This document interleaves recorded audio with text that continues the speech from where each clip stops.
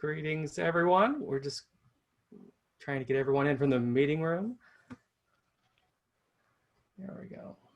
I'll go ahead and start. My name is Steve Pointer, and I am the resource teacher at the Holocaust Memorial Resource and Education Center.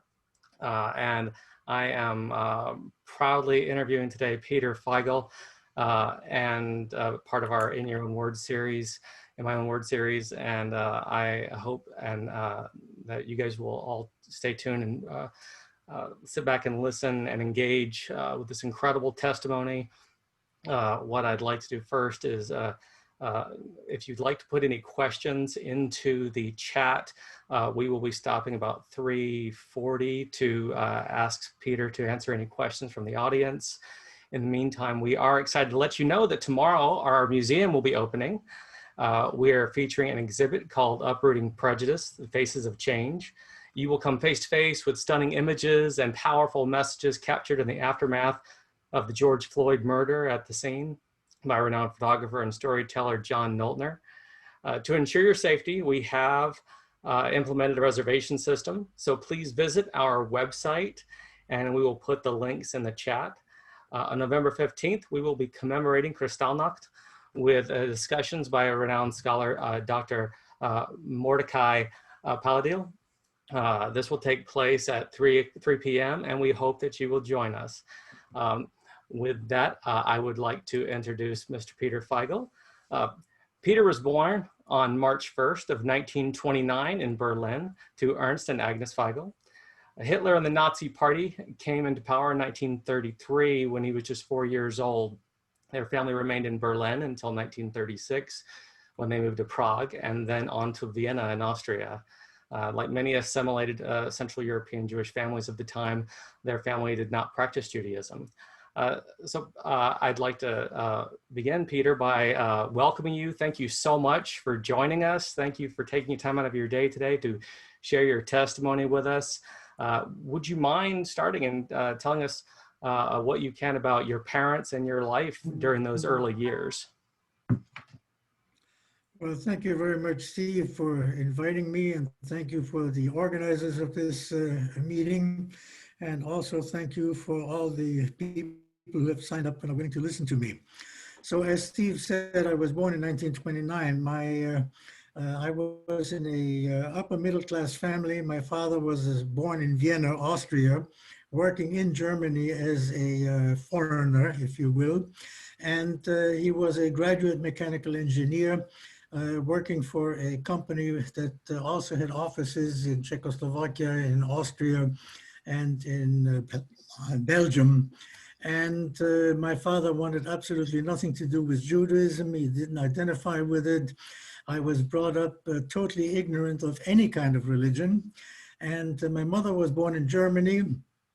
She was about 16 years younger than my father. And so as Steve said, in 1933, I'm 4 years old. I become aware of my surroundings. I hear constantly German martial music, Heil Hitler, flags everywhere, Our Führer, etc. And at the age of 6, I had my first school year in Berlin. And my first reader was entitled The Poisonous Mushroom. And my teacher taught me about how evil Jews were. They lie, they cheat, they steal, they can't be relied upon. They're just like vermin, they should be wiped out. And of course, 6 years old, my teacher knows best. This is something that I was inculcated with. In 1937, my father was transferred to Prague. I should say 36, at the end of 36, he was transferred to Prague, and for 1 year. And after that, he was transferred back to Vienna, his hometown. He was very happy. He had 2 sisters living in Austria. One lived in Vienna, and his younger one, the older one, lived in Innsbruck. My father had a big black convertible Mercedes. We traveled all over the country, visited the family in Innsbruck. And things were fairly going quite well.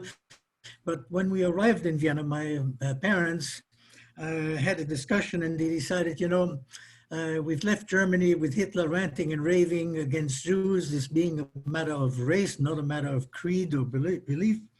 And Austria is 95% Roman Catholic. They don't have any love for the Jews. Why don't we have Peter baptized? So I was baptized in Vienna and had my first communion there, had my first religious education, catechism, etc. Even served as an altar boy on occasion.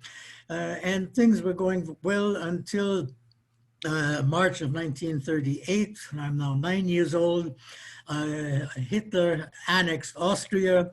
I heard that he was coming to Vienna, and I ran away from home.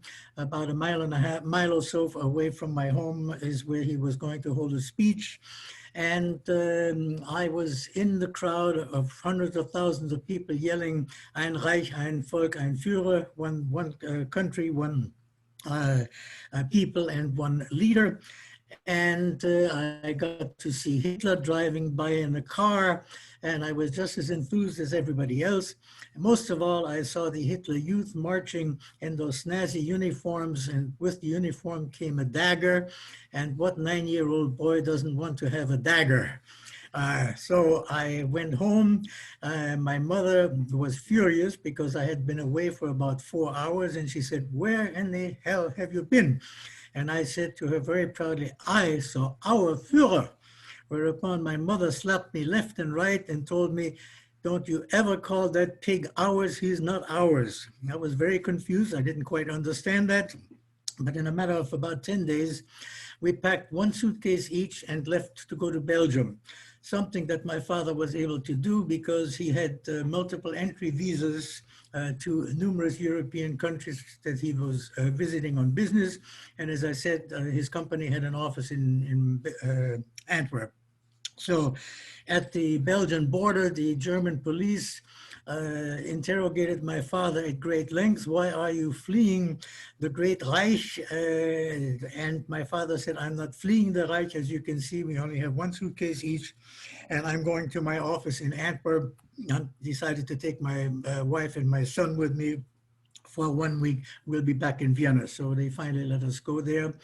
For me, big shock in Belgium. All of a sudden, I don't speak the language. I'm thrown into a Belgian school where I have to learn not one, but two new languages, French and Flemish.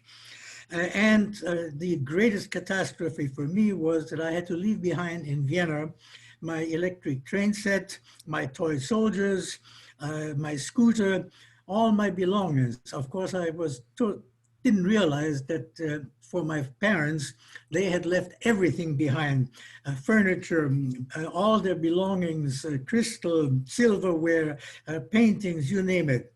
But to me, it was my toys that mattered.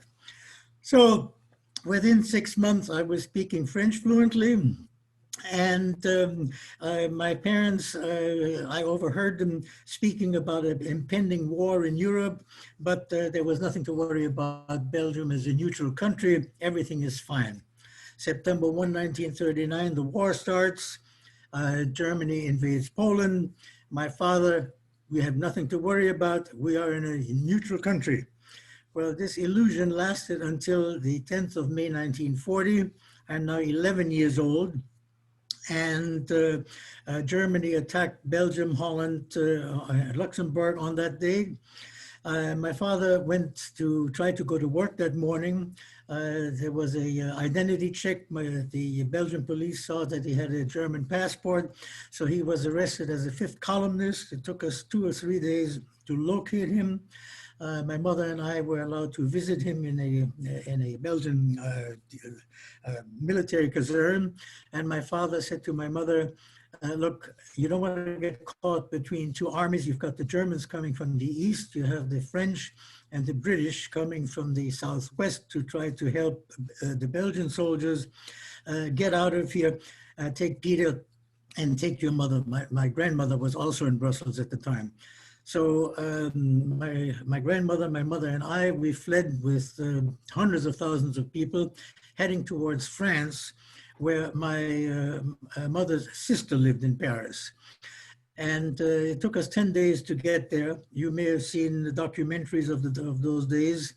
We were being machine gunned about every 20 minutes or so by German Stuka dive bombers. They weren't necessarily trying to kill the refugees, but they were trying to block the highway to prevent the British and the French to send reinforcements to the front line. Peter, can I ask you a quick question? Pardon? Yes. Just with all of that, so I'm just curious, with all that, the moving around, and I know you've mentioned to me that, you know, your concern was not leaving your toys. At what point in time do you think you were actually a little more concerned than things about your toys, and you were thinking about the fleeing for your life? Because you also mentioned something when you saw these planes, but what point in time do you think you were actually a little more afraid of going on? Good question.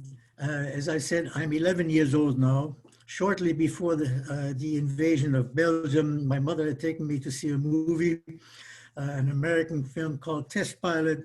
And I told my mother, when I grow up, I want to be a pilot. And as we were being machine gunned, the only thing that I could think of when I grow up, I want to be a pilot in the cockpit of an airplane, machine gun. That must be a lot of fun. So the concept or the notion of death is something that was totally alien to me. I had no idea of that. And as most, I think most boys at that age dream of being in the military and fighting. This sounds very, very attractive. Anyhow, it took us 10 days to get to Paris. On arrival, within 4 hours there at my aunt's apartment, air raid sirens went off. And my mother said I didn't come to Paris to be bombed. I could have stayed in Brussels for that. So we managed to get on a train with my grandmother again and went down to Bordeaux. And there, my mother, a good German disciplined woman, we must report to the police. So she went to the police station and they said, now let me see, what you're born in Germany, you're married in Austrian, that makes you an Austrian. There is no more Austria. You come from Belgium, you have your son and your mother with you, you don't have a visa, I don't know what to do with you. So they sent us to the gendarmerie, the national police. Same thing there. They said, go to the prefecture. At the prefecture, the man said, oh, I know what we're going to do with you. You're going to take a train and go to a place called Oloron-Sainte-Marie. They know how to handle people such as you. Now you have to understand, as far as the French were concerned, we were enemy aliens at that time. We had a German passport. So on arrival in Oloron, the train is surrounded by French gendarmes with machine guns, and they took us to the French concentration or detention camp called Gurs, a camp that had been established a couple of years earlier to hold refugees from the Spanish Civil War. Camp capacity about 14,000 people. Barracks, no beds. We slept on the floor with just straw on the floor. No toilets in the barracks. Even though there were no beds, we had bed bugs, we had fleas, we had lice, body lice, next to no food. It was a lousy, miserable place to be. People died from disease, from starvation, and young people, middle-aged people, old people, all were mixed together here. In June, France surrendered and signed an armistice, dividing France into an occupied northern zone and an unoccupied southern zone. My mother learned that a German army inspection team was coming to the camp because the camp also held a number of non-Jewish Germans who had been interned there. And she decided that she didn't want to stay there and rot in this camp. So she ran forward to the German officer in charge, thrust her passport under his nose, yelled, Heil Hitler, I'm a citizen of the German Reich. I have been held by these lousy Frenchmen. I demand to be released immediately. And 20 minutes later, we were in a taxi And the cab driver said, "Where to?" My mother said, "Take us to Spain." The driver said, "Impossible. The Spaniards won't let anybody in. The French and the Germans won't let anybody out." "Where to?" "I can take you north." So we were taken to a place called, we went through Toulouse, one of the major cities in France, where my grandmother left the taxi in order to rejoin her daughter, the one who had lived in Paris. She had made it to Toulouse. And my mother and I continued on until we came to Auch. And there we got out of the cab, and my mother rang the doorbell at a large red brick house, and it turned out to be a convent. And the Catholic nuns decided to help my mother and me. Now, this is really a pivotal moment in my life, because this is the first time that we ran across people who did the right thing, who decided to help us. And much of what I will be telling you later has to do with the people who did the right thing. And if it hadn't been for them, I wouldn't be talking to you today. So the nuns put my mother in touch with a food distribution center in Auch. It was operated jointly by American Quakers and by the Swiss Red Cross. They decided to give my mother a part-time job. With a part-time job offer, she was able to get a residence permit to remain in Auch. I went to school. My mother tried to find my father. What happened to him? She was able to locate him ultimately. He had been sent from Belgium to another French detention camp called Saint-Cyprien. That camp was destroyed in a storm in October of 1940, and he ultimately also wound up in Gurs.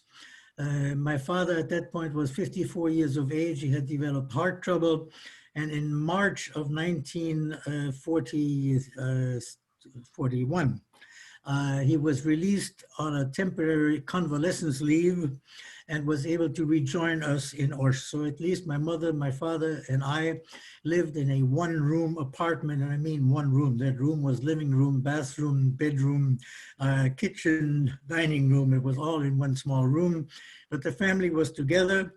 Under the Vichy anti-Semitic laws, which were even more stringent than the Nuremberg laws, my father was prohibited from earning a living, from working. But somehow he was able to do a few jobs on the side and was able to get a little bit of money together. And he was also getting some money from his company in the United States. They were able to transfer some funds. I was going to school in the summer.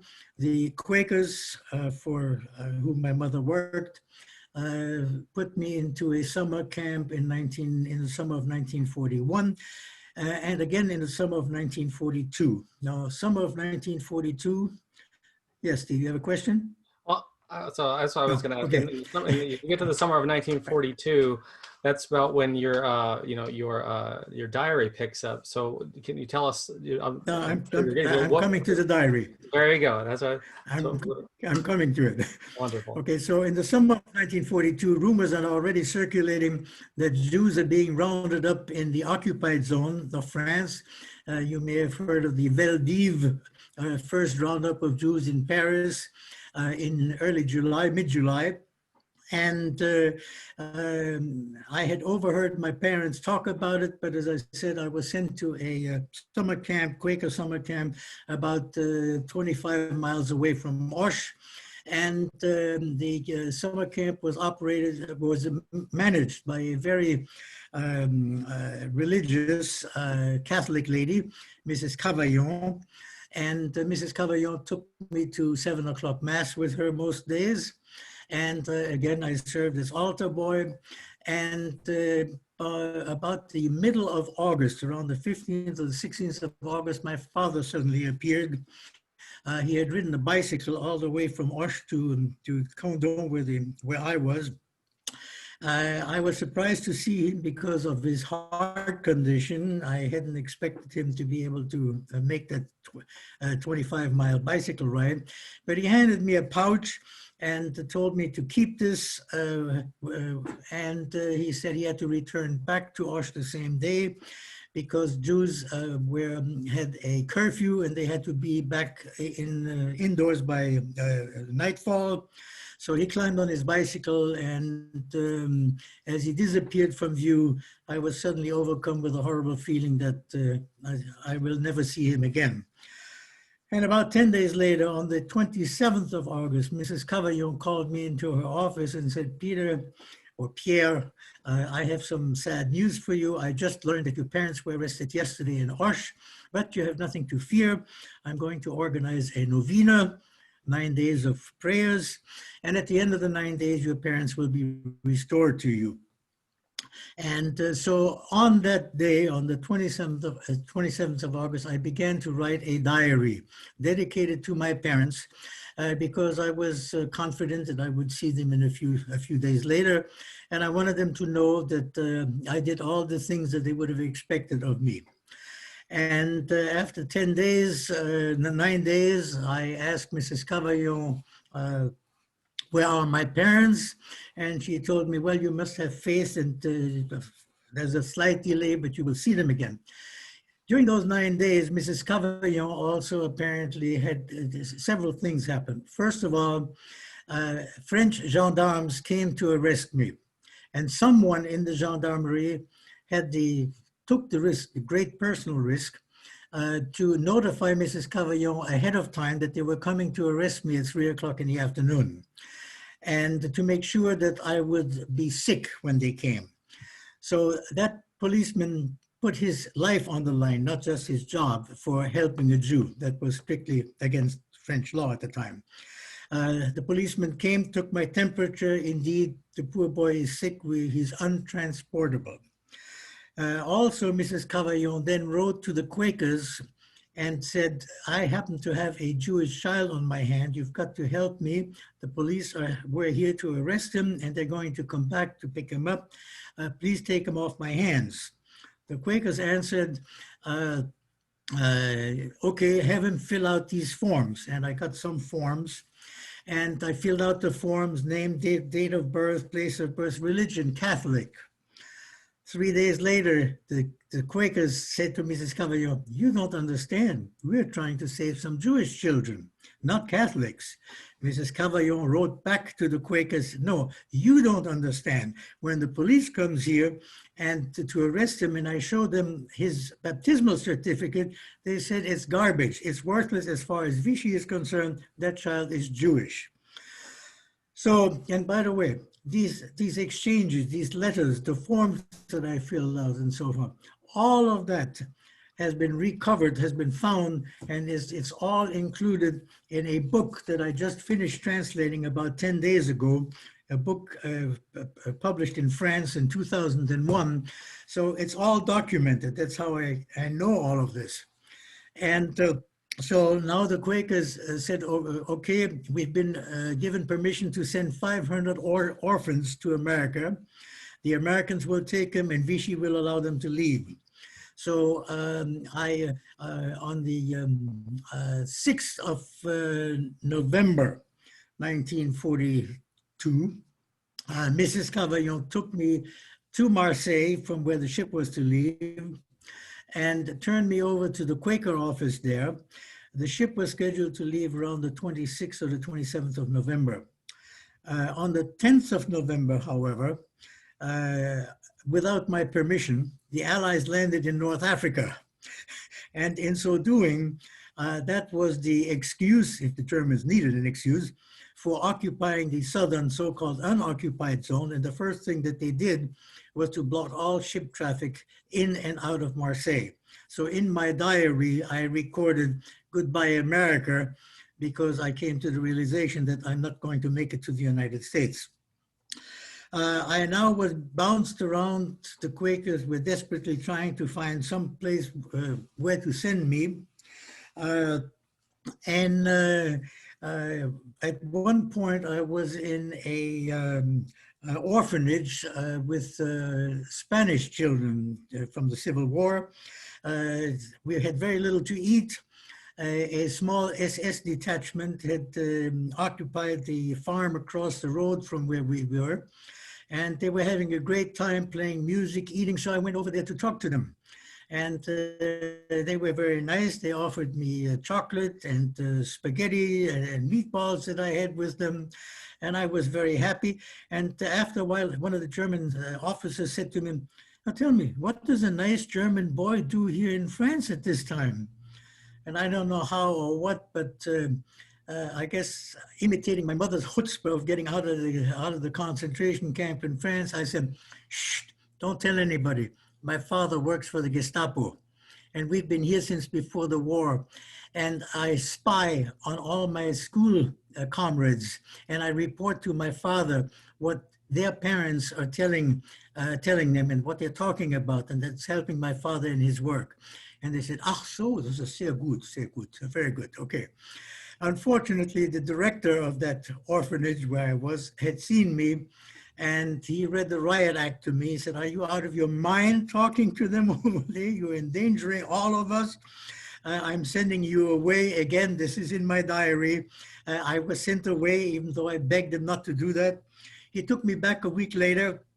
Anyhow, move the clock forward. We're coming up now to January of 1943.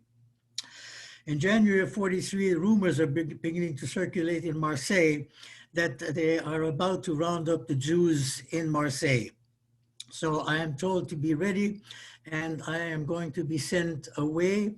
As I discovered later, this apparently was done, a joint operation between Quakers, the Swiss Red Cross, an organization called OSE in France, and the Sixth, which was the underground Jewish organization in France. And make a long story short, and around the 15th of January, I arrived at 1 o'clock in the morning in a mountain village in the Massif Central area, and was met by a young man who took me then hiking for about 2 hours until we came to a village called Le Chambon. Le Chambon-sur-Lignon is a almost unique in the history of the Second World War. It is a village of that is 95% Protestants. And these are Huguenots. They are descendants of the early Protestants who were massacred by the Catholics in the 16th century in France. And they were led by their pacifist pastor, André Trocmé, who on the day when France surrendered to the Nazis, addressed his congregation and said to them, "Now is the time to fight the enemy with the weapons of the Spirit." And of about 5,000 villagers in the village and the immediate surrounding area, they saved about 3,500 Jews. And Yad Vashem named the entire village as just among nations. So this was the most unusual thing. They tried to take care of us as best they can. There's a very moving, to me, very moving scene in the documentary Weapons of the Spirit, where the producer asked an elderly lady who is shuffling towards her temple, clutching a Bible in the crook of her arm. And he says to her, "Tell me, madam, why did you do this? You could have sold your food on the black market and enriched yourself. And what you were doing was against the law." And she said, "It's in the book. It says in the book that if someone is sick, you go to their bedside and you bring them cheer.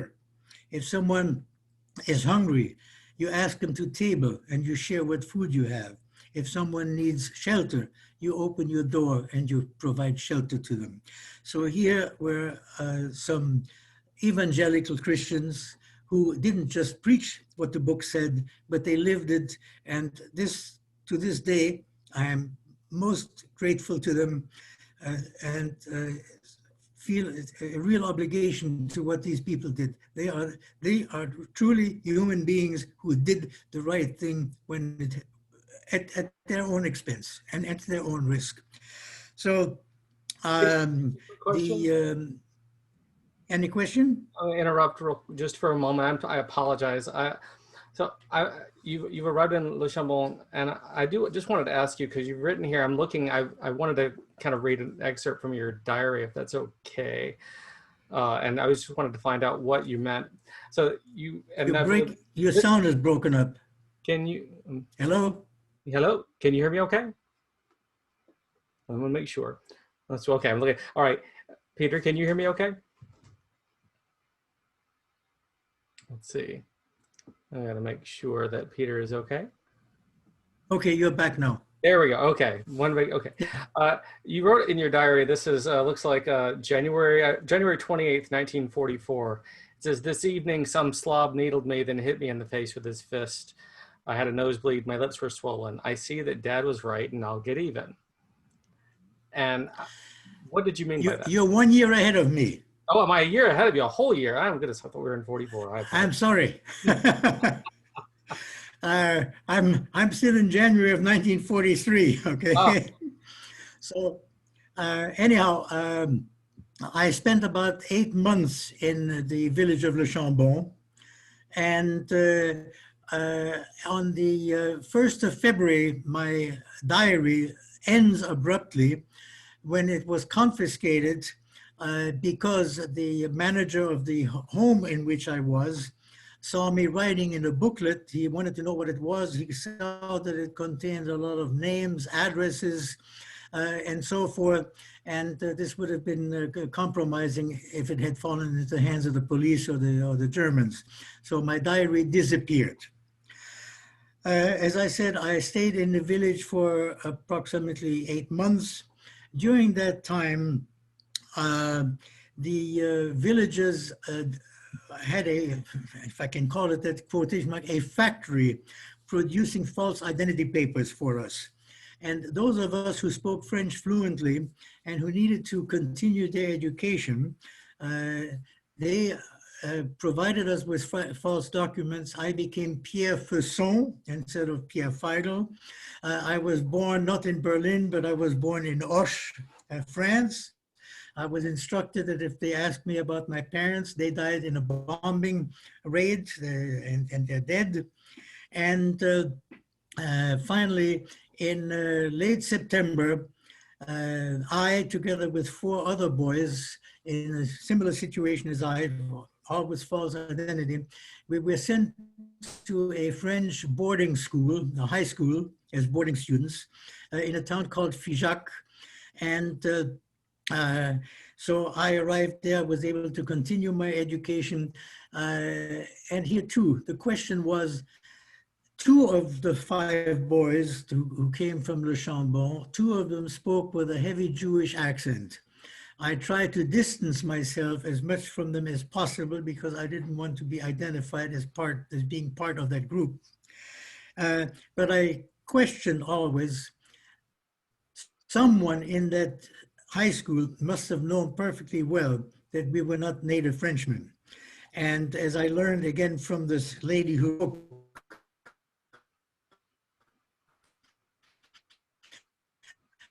the man who did that was the principal of the high school. He had someone shot for doing that. So again, I was very fortunate in being in that school. I moved the clock forward to the 1st of January of 1944. 1st of January, I start writing my 2nd diary. And I again, as in my first one, try to record contemporaneously on a day-to-day basis what I was doing, what books I was reading, with whom I had arguments, what the food was like, what I was doing, and so forth. So detailed diary. And the town where the high school was named Figeac. Figeac was invaded on the 12th of May of 1944. I am now 15 years old, almost 15 and a half, by the SS Division Das Reich. This was an infamous SS division that circulated throughout France. Among other things, about 2 weeks after they were in Figeac, they stopped in Oradour-sur-Glane. You may have heard of that village. They managed to kill every man, woman, and child in the village. About 680 some people were shot and killed in retaliation for some 10 German soldiers who had been killed by the French Maquis. Anyhow, as they rolled into town, they ordered all the males between the ages of 16 and 64 to a forced labor detachment. Now, as I said, at this point, I'm 15 and a half. I've gotten a little smarter, and I began to understand what was going on. And I decided I better disappear. I'm not, even though I'm not 16. So since I had been serving as an altar boy in the Catholic church that was adjoining the high school, I knew my way in there, and I hid in the bell tower of that church for the next 24 hours. From the top of the bell tower, I was able to see in the distance the assembly point where all the males were being loaded onto trucks. And as they left the city, I came back down from my hiding place, and I discovered that the other 4 boys who had come from Le Chambon with me under false identity, they had disappeared. They were gone. As I discovered years later, many years later, one of them survived, lives today still in New Jersey, because he had his appendix out that day. He was in the hospital. The other 3, one of them, I think, lives in Israel today. He survived, and the other 2 were killed in Auschwitz. So now, at this point, I am told by the 6e, again, the French Jewish underground organization, that I could no longer remain in Figeac in that school. I had to get ready to leave on short order. And I ultimately got instructions to take a train and was told what to do. And I was part of a group of about 22 or 23 children who took a train from Clermont-Ferrand, and we ultimately were led off in a very small village called Viry. Viry was just a few miles away from the Swiss border. I should add here that the train was monitored by a young woman, about 26 years old. Her name was Marianne Cohn. She was sort of the mother hen of this group of children. And she delivered us to passeurs, which are people who are paid to smuggle people across the border, call them people smugglers. They gave us specific instructions. All of that is detailed in my diary. They told us where to cross, how to cross, when to cross, and so forth. And at the given time, I threw my rucksack over the barbed wire fence, crossed the first line of wires, ran through the no man's land, climbed over the second barbed wire fence, and there I was arrested by the Swiss authorities as a illegal immigrant, of course. And I was sent to a triage center where they were going to decide what to do with these Jews who were invading Switzerland. Someone before my interrogation whispered in my ear and said, "Be very careful, they're sending the Jews right back into France." So when I was interviewed, interrogated, and I have a copy of the interrogation report that's also been found in the archives, I explained my story and I produced my baptismal certificate. And when I showed my baptismal certificate to the Swiss interrogators, "Ah, mais tu es catholique, bienvenue en Suisse. You're a Catholic, welcome to Switzerland." Now, with that, and the fact that my father had given me the name of a business associate of his in Bern, the Swiss authorities contacted that family and they decided to take me in. So for me, in my diary, I wrote, "I now sleep in a country at peace." I came to the realization that I was through running, I was now in a neutral country and that I was safe. I still did not really know what had happened to my parents. We had, before leaving the children's home in Condon, where Mrs. Cavaillon was, we had gotten 2 postcards from my parents begging Mrs. Cavaillon to take care of me. The last postcard was from a place called Drancy, from a suburb of Paris. And it wasn't until many years later that I discovered what actually happened. The existence of the death camps, of course, is something that I read about in the Swiss newspapers and heard in January of 1945, when the Soviet troops stumbled upon Auschwitz and other death camps. So in Switzerland, with a free press, these stories appeared, and that's where I came to the realization that most likely my parents must have been killed in Auschwitz. It wasn't until I had retired in Florida in 1990. In 1992, Florida mandated the teaching of the Holocaust. At that point, I met a young man who was a born French Jew, and he asked me whether I knew about the Klaus Peter book, the memorial to the Jews deported from France. So he showed me this book, and it contains a listing of every single one of the convoys that went from Drancy to Auschwitz. Knowing the date when my parents were arrested, I started to look at the convoys after the August 26, and I found that my parents were on convoy number 28, which left Drancy on the 4th of September, 1942. The train arrived in Auschwitz 2 days later on September the 6th. And I had presumed that both my parents died, must have been killed on arrival. It wasn't until about 4 years ago that I learned that my father actually had survived the train trip, something that I had never expected because of his health condition. But apparently my father was kept alive, and there is a record of him having received the number 63069, and that the last entry in Auschwitz was on September the 30th. So he lived for almost a month there.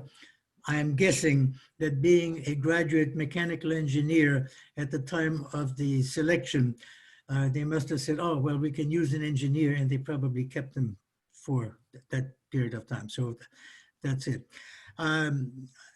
I have been speaking to many schools, telling them my stories. And when I finish, I say to them, you might be asking yourself, what relevance, if any, does my story have to you? And my answer to them is that, first of all, I literally was taught to hate Jews because I didn't know any better.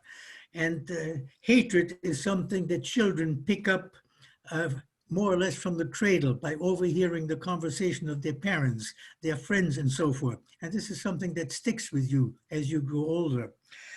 And so you are now in this school, in this classroom, and there isn't anyone in this room here who has not at one time or another either been bullied, was the bully, or watched someone being bullied. And my advice to you is the next time that you witness this, you must stop it right then and there. The reason, I'll give you 2 reasons. The first reason is because it is the right thing to do. And everyone here knows right from wrong. The second reason, if that's the first one is not enough, it's for self-preservation. You ask self-preservation, why? Because the time may come where you find yourself in a situation, maybe the country is in a financial crisis, depression, unemployment, or what have you. And there's always a possibility that someone arises and says, I have the solution to all of your problems. Just follow me and do what, as I tell you, I will make this country great again. I will make it strong and powerful. We will be respected by the rest of the world. And at that point, they need a scapegoat. And that scapegoat invariably is a minority. Bullies never go after someone bigger than they are. They might get punched in the nose. So you may be part of that minority because of the color of your skin, or because you're overweight or underweight, or you have red hair, or you have freckles, or you wear the wrong clothes, whatever the reason is, you might be in that minority. And it was well summed up by a German clergyman, a German pastor, who at first endorsed Hitler and then objected to the Nuremberg laws, was imprisoned, survived the war, and after the war, Pastor Niemöller put it this way, and I'm paraphrasing. He said, when they came for the Unionists, I kept quiet, I'm not a Unionist. When they came for the communists, I said nothing because I'm not a communist. When they came for the Jews, I was silent, I'm not a Jew. And when they came for me, there was no one left to speak up on my behalf. And that essentially is the lesson that I try to convey to schools. And I was allotted about 40 minutes. I've exceeded the limit by 6 minutes, and I'm now turning it over to you. Well, Thank you for listening. Thank you. No, thank you so much for being here, and thank you for talking with us. So we do have a couple of questions. So one of the questions we have from Evelyn Stern is, when did you find out? Did you find out that you were Jewish? Did you know you were Jewish? Because I know you were baptized Catholic. So what did you recognize yourself as, and so did you realize that that you were Jewish? All right. The truth among adults is that I'm afraid that I'm a disbeliever. I have traveled all over the world to some 67 countries on business. I have seen how Buddhists live and how Muslims lived. I've been through just about every Arab country, including Saudi Arabia. I have seen too much of it, and I have seen too many crimes committed in the name of religion.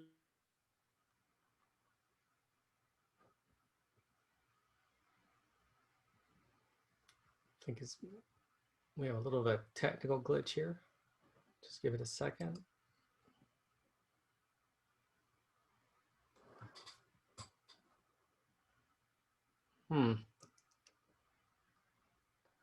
Just trying to see, I think we may have lost Peter for a moment.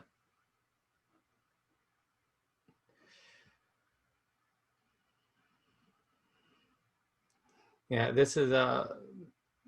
Feigl had a little bit of an internet connection issue. I don't know, let's see if he is still in. Let's see. Might be his internet, and we may not be able to have any questions. We won't be able to get the rest of the questions in, but what we'll do. Stephen, while we're waiting to see if he might be able to come back, I know one of the questions was if his diaries were ever published, and I know you have a lot of information on that. Do you mind sharing some of that with our audience? If you get a chance, one of the books that I use in my classes actually is the Salvaged Pages, and the translation of his diary is in the Salvaged Pages. It has a forward and introduces you to his story, and then has both diaries in it. It doesn't have the pictures. His first diary actually had the only pictures of his parents in it, and they, after 40 years, Peter was able to get his diary back. He had to purchase it back, I believe, for a couple of $100s. He just found out it was almost by chance that he was able to get his diary back, and he donated it to the Holocaust Memorial Museum. And I do believe I've got Peter calling me on my phone now here really quick. I hate to, I don't know if someone else can speak on my behalf for a moment. Yes, Peter.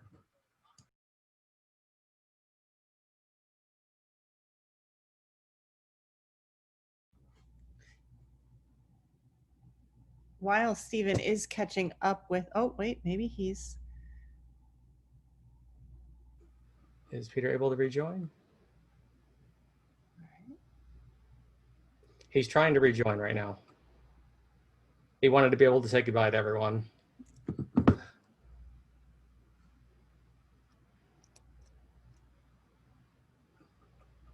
And we don't. Well, you know what? While we're waiting for him to rejoin, just a couple of quick remarks. At the conclusion of the event, we are recording this and we will be posting it. We'll place a link into the chat so that you can please forward this to anybody who missed the event today. We also want to let you know that all of these programs happen because of some very generous donations that we receive. And if you did enjoy the program today, we would greatly appreciate a gift so that we can keep all of these programs going at no cost. So we thank you for that. And again, as Stephen did mention, we are very, very excited that we're opening the museum tomorrow. We are opening on a very limited basis so that we can make sure that we're getting everybody through safely. And one of the things that we've done is that we've created a reservation system so that we can stagger everybody's entry. The entry to the museum still is free of charge. So we welcome you at no cost at all, but we are going to be staggering everybody by about 15 minutes to ensure your safety. So we are requiring reservations. The exhibit is something that we're incredibly excited about and proud of. It's a photography exhibit by a gentleman named John Noltner, who lives in Minneapolis, and he went to the corner of 38th and Chicago and took some incredibly meaningful photos of people as they were protesting in the wake of the murder of George Floyd. It's something very, very difficult to describe. So we definitely encourage everybody to join us. And looks like Stephen might have an update for us. So Peter is having, he has completely lost internet connectivity, but he would like to say thank you to everyone who attended today. And he wanted to express his appreciation to the center as well as to all the individuals who attended, and apologize for any questions he was not able to get to. But I do think that he answered a number of questions by continuing a story that were posted throughout the chat. So I hope he was able to answer everyone's questions and that everyone enjoyed the presentation. Thank you all for coming. Thank you all for coming. Thank you so much. Enjoy the rest of your Sunday.